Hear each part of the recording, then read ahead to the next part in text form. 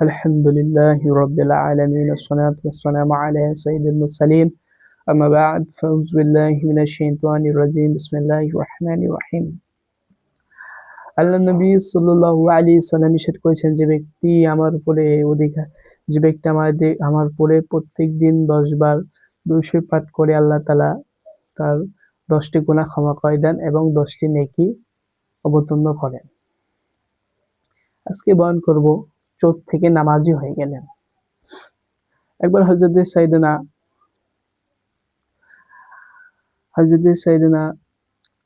রাবিয়া বুসরি রাহমাতুল্লাহ আলাইহি তিনি বর্ণনা করলেন, একবার তেনার ঘরে একটি চোর আসলেন চুরি করতে।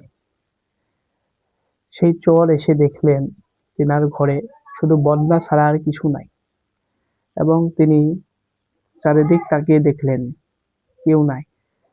যখন খালি হাতে ফিরে যাচ্ছিলেন তখন রাবিয়া বুসরি রাহমাতুল্লাহ আলাইহি বললেন,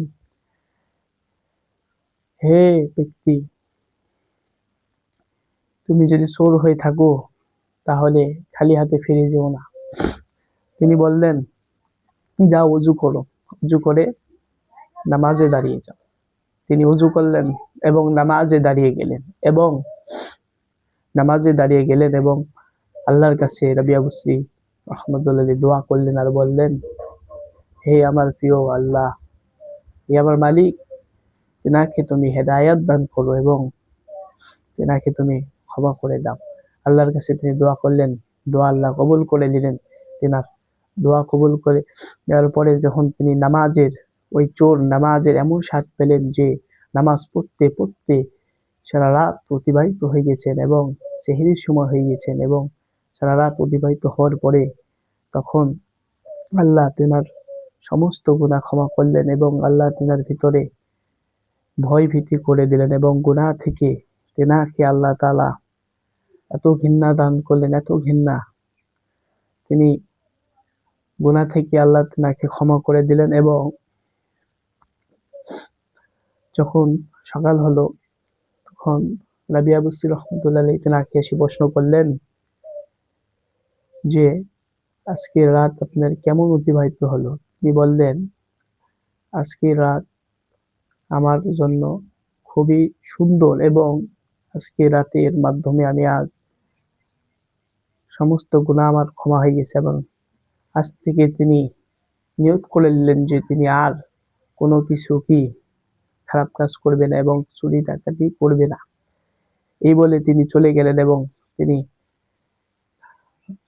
হযরতে রাবিয়া বুসরি রাহমাতুল্লাহ আলাইহি তিনি আল্লাহর কাছে বললেন যে আল্লাহ, তিনি এক রাতের মাধ্যমে আল্লাহর কাছে আপনার কাছে চাইলেন যে আল্লাহ আপনি ক্ষমা করে দেন। আমি রাবিয়া বুসরি কতদিন আপনার কাছে দাঁড়িয়ে থাকি।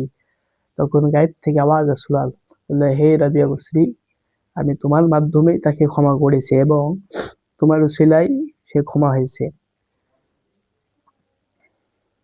সাল্লু আলাল হাবিব সাল্লাল্লাহু তাআলা আলাইহি ওয়া আলিহি সাল্লাম। এখান থেকে বোঝা যায় যে আল্লাহ তাআলার নেক বান্দার নৈকট্যতে আল্লাহ তাআলা তাদের উসিলায় ক্ষমা করে থাকেন এবং আমরা তাদের দরবারে যাব এবং হাজিরি দেব এবং আল্লাহ তাআলার নেক বান্দারকে দরবারে যে আমরা জিয়ারত করে আসবো।